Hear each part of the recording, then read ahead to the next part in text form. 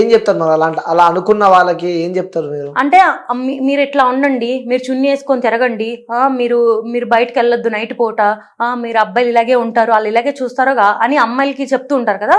అలా same parents అబ్బాయిలకు కూడా చెప్పాలి. అమ్మాయిలు అన్నాక అలా బట్టలు వేసుకుంటారు, అమ్మాయిలు అన్నాక బయట తిరుగుతారు, వాళ్ళు మనుషులే, మీతో పాటు పుట్టిన ఆపోజిట్ జెండర్ అంతే.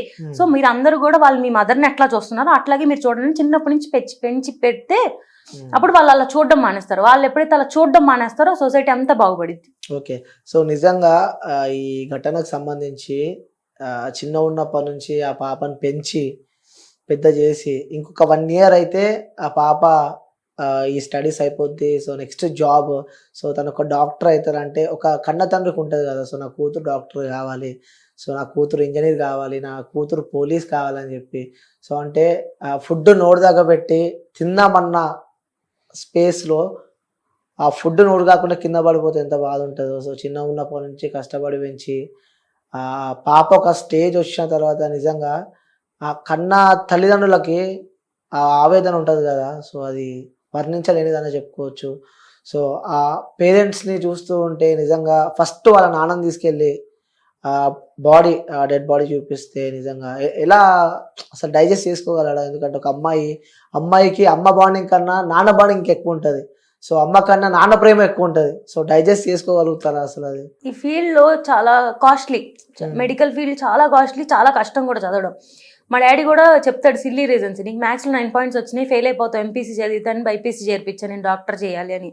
వాళ్ళు చాలా హోప్స్ పెట్టుకుంటారు. ఈ సొసైటీలో చాలా మంది అమ్మాయిలు చదువుకోకుండా పెళ్లి చేసుకొని సెటిల్ అయిపోయిన వాళ్ళు చాలా మంది ఉన్నారు.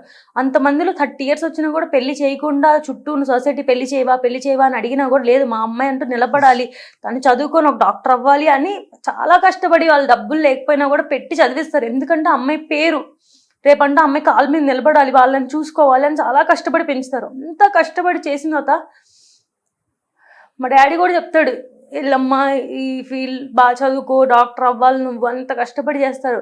నేను జస్ట్ నాకు హెల్త్ బాగోకపోతేనే వాళ్ళు ఎంత సఫర్ అయ్యారో నాకు తెలుసు.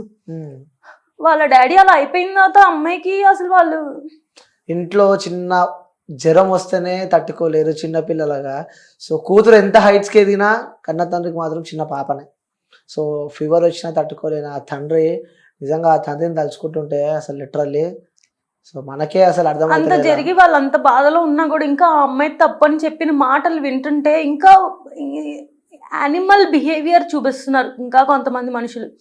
ఇంకా ఈ వీడియో కింద కూడా ఎంతమంది కామెంట్స్ పెడతారో, యాక్చువల్గా ఇలా కామెంట్స్ పెట్టే వాళ్ళే రేపు అవుతారని నా ఫీలింగ్. 100% అది అక్కనో చెల్లనో ఉంటది కదా. సో వాళ్ళకి ఇలానే జరిగితే వాళ్ళు అలానే రియాక్ట్ అవుతారేమో అని చెప్పి అనుకోవాలి. వాళ్ళ అక్కల్ని చెల్లెల్ని కూడా కదా ఇప్పుడు అంతా.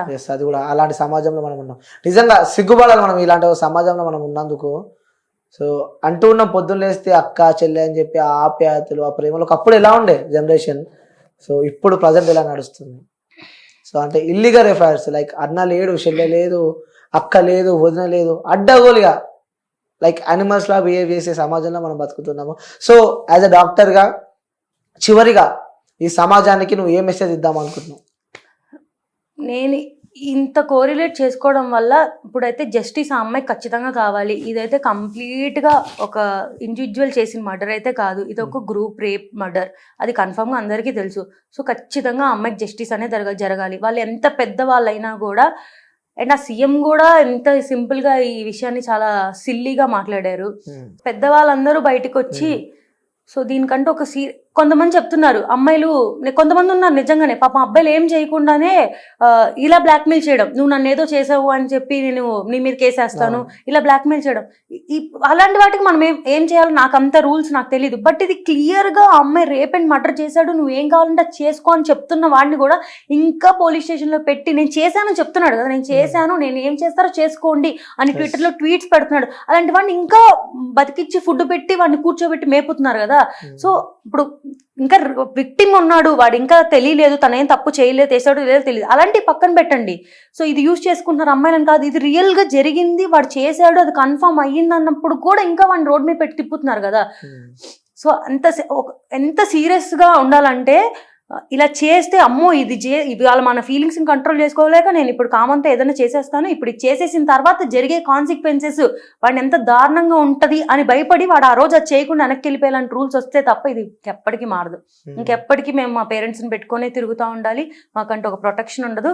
రేపు అమ్మాయిల్ని కూడా మేము బయటకు వెళ్ళాలంటే రేపు నీ హస్బెండ్తో వెళ్ళు, రేపు పెళ్ళయ్యాక నువ్వు వెళ్ళు, ఇప్పుడైతే నువ్వు వెళ్ళొద్దు. వాడంతే, నువ్వేమైనా ఉంటే ముందు చేసుకో, ఇప్పుడు కాదు. ఇంకా మాకంటే ఎప్పటికీ ఫ్రీడమ్ అంటూ రాదు. మేము ఎక్కడికి ఇండివిజువల్గా ఒక్కళ్ళం కూడా మేము బయటికి తినడానికి కూడా మేము సింగిల్గా వెళ్ళలేము, ఒక తోడు ఉంటే. ఇప్పుడు నేనన్నా అంతే, ఒక్కదాన్ని ఎక్కడికి వెళ్ళలేను నేను, ఎవరో ఒకళ్ళు తోడుకోవాలి. ఎందుకంటే భయం, ఎంత ఇన్స్టాలో రీల్స్ చేసినా మేము అమ్మాయిలమే కదా, మాకు చాలా భయం ఉంటుంది. ఇంకెక్కువ ఇన్స్టా ఇన్ఫ్లుయెన్సర్స్కే ఉంటుంది అనుకోవచ్చా భయం? ఏమో నాకైతే మీరు ఒక ఇన్స్టా ఇన్ఫ్లుయెన్సర్ కదా, రీల్స్ చేస్తూ ఉంటారు, సో ఫాలోవర్స్ ఎక్కువ మంది ఉంటారు, భయం వేస్తుందా మరి? నేను ఒకటి చెప్పాలనుకున్నా, ఇప్పుడు రీల్స్ చేయడం వల్ల మీరు క్రాప్ టాప్స్ అవి వేసుకోవడం వల్లే ఇలా జరుగుతుంది అంటారు. మరి చాలా మూవీస్లో గురించి హీరో అంత ఫైటింగ్ చేస్తాడు కదా, లాస్ట్లో గెలుస్తాడు, అందరి మీద ఫైర్ అవుతాడు. ఆ సినిమాలో హీరోయిన్ కూడా సాంగ్స్లో మామూలు చిన్న డ్రెస్ వేసుకునే కదా డాన్సులు ఉంటాయి. మీకు ఇష్టమైన హీరో మూవీలో హీరోయిన్ ఫస్ట్ అంతా మంచిగా, నేను రాంగ్ అనట్లేదు, తన వే ఆఫ్ డ్రెస్సింగ్ అది వేసుకుని మంచిగా చేస్తుంది. లాస్ట్లో వేరే అమ్మాయిని ఏమన్నా తనకి సపోర్ట్ చేస్తారు, అంత బాగుంది. వాళ్ళు చేసింది ఏది అంతా కరెక్టే, అదేమి న్యూడిటీ కాదు, అది ఏమి ఎవరిని ప్రేరేపించదు. బట్ ఇన్స్టాలో ఒక అమ్మాయి 30 seconds రీల్ చేస్తే మాత్రం మీరు ఫీలింగ్స్ ని కంట్రోల్ చేసుకోలేకపోతున్నారు. అంటే ఒక 30 seconds రీల్ చేసి మీ ఫీలింగ్స్ తట్టుకోలేకపోతున్నారు. అంటే మీరు కంపారిజన్ చేసుకుంటున్నారా ఇట్లా హీరోయిన్ తో కానీ వాళ్ళతో? అంటే ఇప్పుడు ఒక హీరోయిన్ తన వర్క్ అది, అంటే ఇప్పుడు 30 seconds మా ఫోన్ లో మేము మాకు నచ్చిన డ్రెస్ వేసుకుని రీల్ చేస్తే మిస్టేక్. బట్ ఒక కెమెరా ముందు ఒక 100 of people ముందు హీరోయిన్ సమ్ చిన్న dress and some sleeveless top వేసుకొని వాళ్ళ వర్క్ అది, వాళ్ళ ఇష్టం అది, వాళ్ళు నచ్చి వాళ్ళు హీరోయిన్ గా వెళ్ళారు, వాళ్ళ వర్క్ అది. వాళ్ళు చేస్తున్నప్పుడు ఎలా అయితే మిస్టేక్ కాదు, అదంతా మీరు ఫ్యాన్స్ అని వాళ్ళమ్మ బాగుంది హీరోయిన్ ఈ డ్రెస్ అన్న. మరి మేము 30 seconds మా అంటే ఏంటి, చిన్న ఫీల్డ్ నుంచి చేసే వాళ్ళు చేస్తే మిస్టేక్, పెద్ద స్క్రీన్ మీద చేస్తే కరెక్ట్. ఓకే, సో మీరు చేసేది కూడా కరెక్టే అంటున్నారు? మేము చేసేది అయితే కంప్లీట్ కరెక్టే అండి, ఎలాంటి మిస్టేక్ లేదు. ఓకే, సో మొత్తానికి అయితే మీరు చేసే కరెక్టే అంటారు? మేము న్యూడ్ షోస్ చేయట్లేదు, పార్న్ ఎంకరేజ్ చేయట్లేదు, మేమేం చేయట్లేదు. అంటే ఇంకా అదే నేను లాస్ట్ ఇంటర్వ్యూలో కూడా చెప్పాను కదా, ఇంకా డాన్స్ వేస్తేనే తప్పు అంటే అది మీ చూపు తప్పు, మీ పేరెంట్స్ తప్పు, మీరు బతుకుతున్నారు తప్పు, మీరు చచ్చిపోతే బెస్ట్ అని నా ఫీలింగ్. అలా చెప్తారు వాళ్ళకి, ఎవరైనా అలా అనుకుంటే అలా చెప్తారు అంతే.